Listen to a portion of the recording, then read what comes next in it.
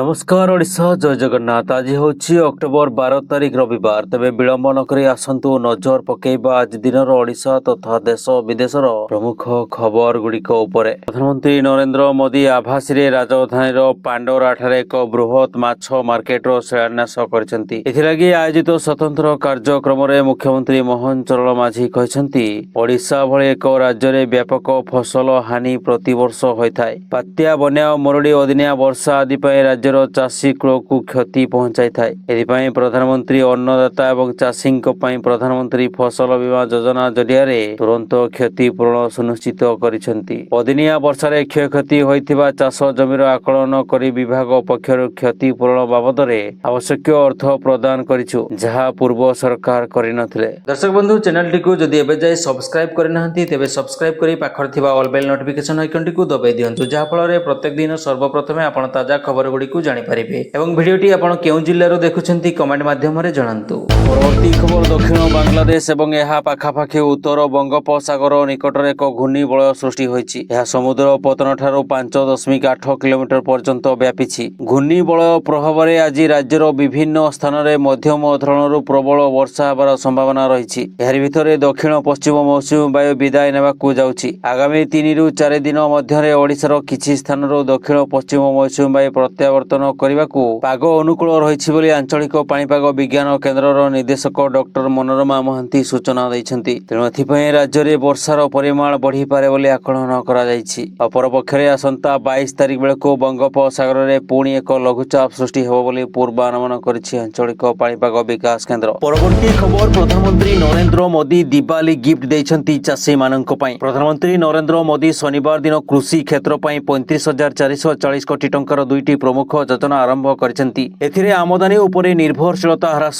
करिया पई डाली मिशन अंतर्भुक्त रहिछि। डाली स्वावलंबी मिशन पई 11,440 कोटी टंका खर्च कराजिबो एवं एहार लक्ष्य होछि 2030-31 फसल वर्ष सुधा डाली उत्पादन को वर्तमान 252.38 लाख टन रु 350 लाख टन को वृद्धि करिबा एवं देशर आमदानी निर्भरशीलता ह्रास करिबा। एहा सहित 24,000 कोटी टंकार प्रधानमंत्री धनधान्य कृषि योजना 100टी दुर्बल कृषि जिला को परिवर्तन करिवार लक्ष्य रखिछि। ए योजना उत्पादकता वृद्धि, फसल विविधता को प्रोत्साहित करिबा, जलसेचन एवं संरक्षण रे उन्नति आनिबा एवं मनोनीत 100टी जिल्ला रे सहज ऋण उपलब्धता प्रदान करिबा उपरे ध्यान देबो। उभय योजना पूर्वरु कैबिनेट अनुमोदन पाई सारिछि एवं आगामी रबी ऋतुरु 2030-31 पर्यंत चलिबो। आ एही घोषणा दिवाली पूर्वरु होइथिबारु एहा चाषी माननक पई दिवाली गिफ्ट भଳି। परवर्ती खबर, राज्य बीजेपी कार्यालय रे शताधिक समर्थकंक सह बीजेपी कार्यालय में पहुंची ढोलकिया। बीजेपी वरिष्ठ कर्मकर्ता उपस्थिति में बीजेपी रे सामिल होइछन्ति जय ढोलकिया। एक मिश्रण पर्व माध्यम ढोलकिया विधिबद्ध भाव बीजेपी रे जोग देइछन्ति। तेबे मिश्रण पर्व में बसंत पंडा, सुरेश पूजारी मध्य उपस्थित थिले। मुख्यमंत्री एवं उपमुख्यमंत्री मध्य उपस्थित रहिथिले। नुआपड़ा उपनिर्वाचन पूर्व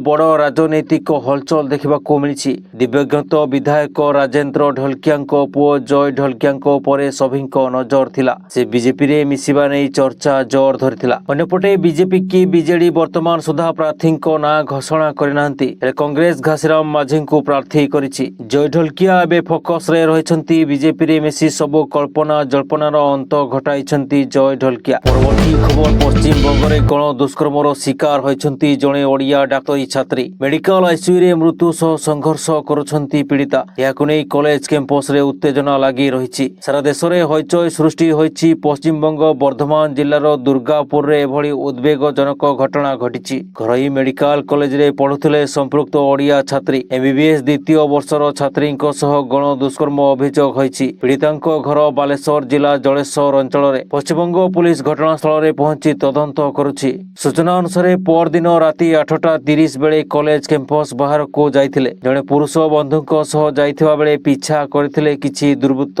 कैंपस गेट निकट रे तांको निछाटिया जगह को टाणी नैथिले। जंगलिया जगार छात्री को गण दुष्कर्म अभियोग। पुरुष बंधु युवती को एकुटिया छाड़ी दौड़ी पड़ाइथिबा अभियोग होइछि। घटना पुरुष बंधुक संपृक्ति को नहीं उपजिछि सन्देह। पीड़ितांक ठारू मोबाइल एवं 5,000 टंका छड़ाई नेले दुर्बृत्त। पुरुष बंधुक समेत किछि लोकंकु पचरा उचरा करुछि पुलिस। चिकित्साधीन अवस्था पीड़ितांक बयान रेकर्ड करा जाइछि।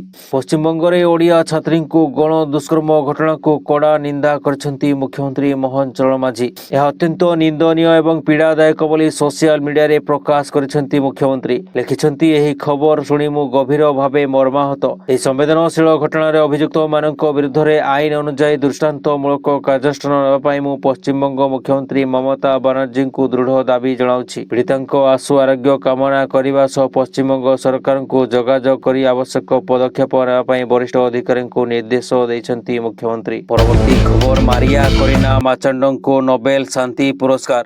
ଏହି ଘୋଷଣା ପରେ କଂଗ୍ରେସ କରିଥିବା ପୋଷ୍ଟ ଭାଇରାଲ ହେବାରେ ଲାଗିଛି। କଂଗ୍ରେସ ମୁଖପାତ୍ର ସୁରେନ୍ଦ୍ର ରାଜପୁତ ମାରିଆ ଏବଂ ଲୋକସଭାରେ ବିରୋଧୀ ଦଳ ନେତା ରାହୁଲ ଗାନ୍ଧୀଙ୍କ ଫଟୋ ସେୟାର କରି କହିଛନ୍ତି ଯେ ଭାରତରେ ସମ୍ବିଧାନ ରକ୍ଷା ନେଇ ଲଢ଼ିବା ପାଇଁ ରାହୁଲ ମଧ୍ୟ ନୋବେଲ ଶାନ୍ତି ପୁରସ୍କାର ପାଇବାକୁ ଯୋଗ୍ୟ। କଂଗ୍ରେସର ଏଭଳି ପୋଷ୍ଟ ପରେ ଏବେ ବିଜେପି ତାଙ୍କୁ ଟ୍ରୋଲ କରିବା ଆରମ୍ଭ କରିଛି। ବିଜେପିର ଜାତୀୟ ମୁଖପାତ୍ର ଶେହଜାଦ ପୁନେବାଲା ଏକ୍ସରେ ପୋଷ୍ଟ କରି ଲେଖିଛନ୍ତି ଯେ ଅଜବ, କଂଗ୍ରେସ ରାହୁଲ ବାବାଙ୍କ ପାଇଁ ନୋବେଲ ପୁରସ୍କାର ଦାବି କରୁଛି। ଯଦି କପଟ ମିଛ କହିବା, 19 ଥର ନିର୍ବାଚନ ହାରିବା, 1975 ଏବଂ 1984ରେ ଗଣତନ୍ତ୍ର ଏବଂ ସମ୍ବିଧାନକୁ ହତ୍ୟା କରିବା ପାଇଁ ନୋବେଲ ପୁରସ୍କାର ଥାନ୍ତା, ତେବେ ତାଙ୍କୁ ଏହି ପୁରସ୍କାର ମିଳିଥାନ୍ତା। ପରବର୍ତ୍ତୀ ଖବର, ବାରିପଦା ମୁଖ୍ୟ ଚିକିତ୍ସାଳୟରେ ମାତିଛନ୍ତି ପିଲାଚୋର। ବାରିପଦା ମେଡିକାଲ ଭିତରୁ ଏକ ନବଜାତ ଶିଶୁ ଚୋରି ହୋଇଥିବା ଅଭିଯୋଗ ଆସିଛି। ପ୍ରସୂତିକୁ ସାହାଯ୍ୟ କରିବା ବାହାନାରେ ଶିଶୁକୁ ଡାକ୍ତର ପାଖକୁ ନେଇଯିବା କହି ଜଣେ ଅପରିଚିତ ମହିଳା ଛୁଆକୁ ନେଇ ଛୁ ମାରିଥିଲା।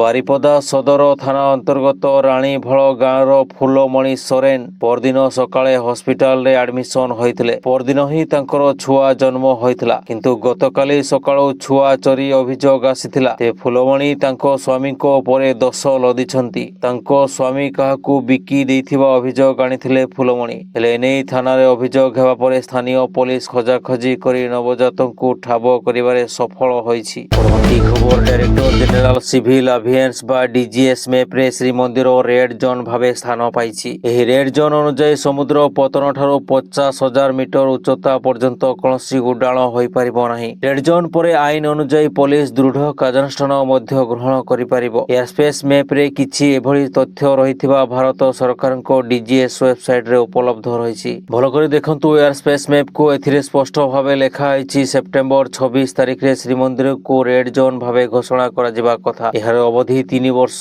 ମଧ୍ୟ ରହିଛି, ମାନେ 2028 ସେପ୍ଟେମ୍ବର 25 ତାରିଖରେ ଏହାର ସମୟସୀମା ସରିବ। ପୂର୍ବରୁ ଶ୍ରୀମନ୍ଦିର ଉପରକୁ ନୋ ଫ୍ଲାଇଂ ଜୋନ୍ ଭାବେ ଘୋଷଣା କରାଯାଇଥିବା ବେଳେ ଏବେ ରେଡ୍ ଜୋନ୍ ଘୋଷଣା ହେବା ଶ୍ରୀମନ୍ଦିର ସୁରକ୍ଷାକୁ ଆହୁରି ମଜବୁତ କରିବ ବୋଲି ଆଶା କରାଯାଉଛି। ଶ୍ରୀମନ୍ଦିର ଉପରେ ମନଇଚ୍ଛା ଡ୍ରୋନ୍ ଉଡ଼ିପାରିବ ନାହିଁ। ଆଣ୍ଟି ଡ୍ରୋନ୍ ଡିଭାଇସ୍ ଲାଗିବ। ଡିଭାଇସ୍ ଲାଗିଲେ ଉଡୁଥିବା ଡ୍ରୋନ୍ କାବୁ କହିପାରିବ।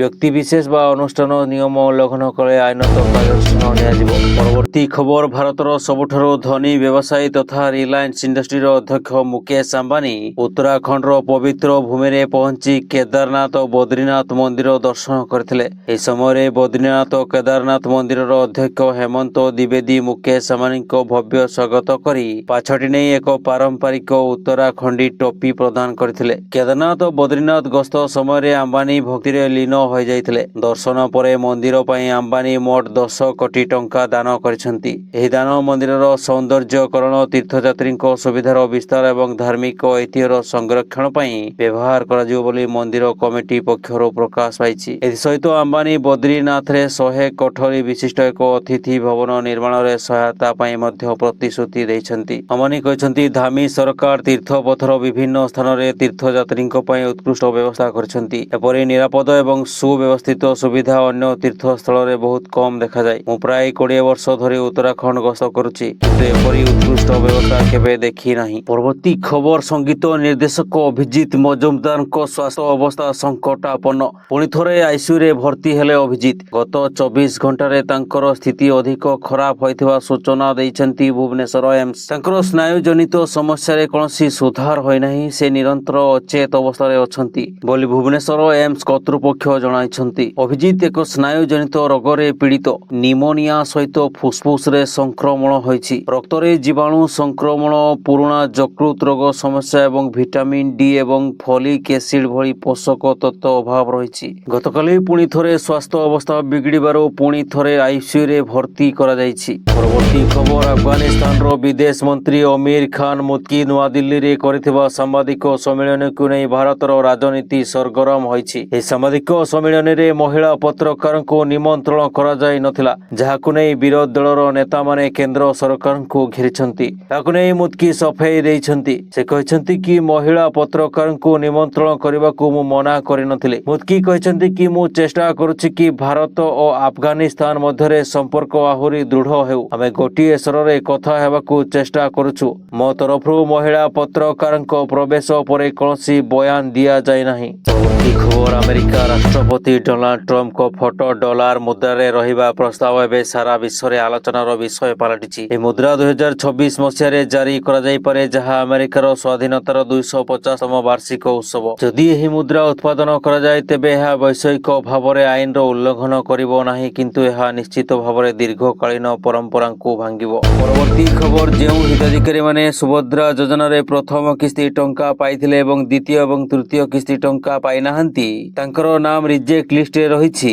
ଏବଂ ଯେଉଁ ହିତାଧିକାରୀ ପ୍ରଥମ ଏବଂ ଦ୍ୱିତୀୟ କିସ୍ତି ଟଙ୍କା ପାଇଥିଲେ ଏବଂ ତୃତୀୟ କିସ୍ତି ଟଙ୍କା ପାଇନାହାନ୍ତି, ସେହି ସମସ୍ତ ହିତାଧିକାରୀ ସୁଭଦ୍ରା ପୋର୍ଟାଲରେ ଅଭିଯୋଗ କରିପାରିବେ। ବର୍ତ୍ତମାନ ଅଭିଯୋଗ ପ୍ରକ୍ରିୟା ଚାଲୁ ରହିଛି। ଅଭିଯୋଗ ଦାଖଲ ପରେ ସେମାନଙ୍କର ଯାଞ୍ଚ ହେବ। ଦୀପାବଳି ପୂର୍ବରୁ ସେମାନଙ୍କର ଯାଞ୍ଚ ହେବ। ଯାଞ୍ଚ ହେଲା ପରେ ଯଦି ଯୋଗ୍ୟ ବିବେଚିତ ହେଲେ ସେମାନଙ୍କୁ ତାଙ୍କର ସମସ୍ତ କିସ୍ତି ଟଙ୍କା ପ୍ରଦାନ କରାଯିବ ବୋଲି ସୂଚନା ଦେଇଛନ୍ତି ଉପମୁଖ୍ୟମନ୍ତ୍ରୀ ପ୍ରଭାତୀ ପରିଡ଼ା। ପରବର୍ତ୍ତୀ ଖବର, ଭୋଜପୁରୀ ସୁପରଷ୍ଟାର ପବନ ସିଂ ବିହାର ବିଧାନସଭା ନିର୍ବାଚନ ଲଢ଼ିବା ନେଇ ସମସ୍ତ କଳ୍ପନା ଜଳ୍ପନାର ଅନ୍ତ ଘଟାଇଛନ୍ତି। ସେ ସ୍ପଷ୍ଟ କରିଛନ୍ତି ଯେ ମୁଁ ବିଧାନସଭା ନିର୍ବାଚନ ଲଢ଼ିବା ପାଇଁ କୌଣସି ଦଳରେ ଯୋଗ ଦେଇନାହିଁ ଏବଂ ମୋର ନିର୍ବାଚନ ଲଢ଼ିବାର କୌଣସି ଇଚ୍ଛା ନାହିଁ। ସେ ନିଜକୁ ଦଳର ଜଣେ ପ୍ରକୃତ ସୈନିକ ଭାବେ ବର୍ଣ୍ଣନା କରିଛନ୍ତି। ଏକ ଏକ୍ସ ପୋଷ୍ଟରେ ପବନ ଲେଖିଛନ୍ତି ଯେ ମୁଁ ପବନ ସିଂ ମୋର ଭୋଜପୁରୀ ସମ୍ପ୍ରଦାୟଙ୍କୁ କହିବାକୁ ଚାହୁଁଛି ଯେ ମୁଁ ବିହାର ବିଧାନସଭା ନିର୍ବାଚନ ଲଢ଼ିବା ପାଇଁ କୌଣସି ଦଳରେ ଯୋଗ ଦେଇନାହିଁ କିମ୍ବା ମୁଁ ବିଧାନସଭା ନିର୍ବାଚନ ଲଢ଼ିବାକୁ ଚାହୁଁନାହିଁ।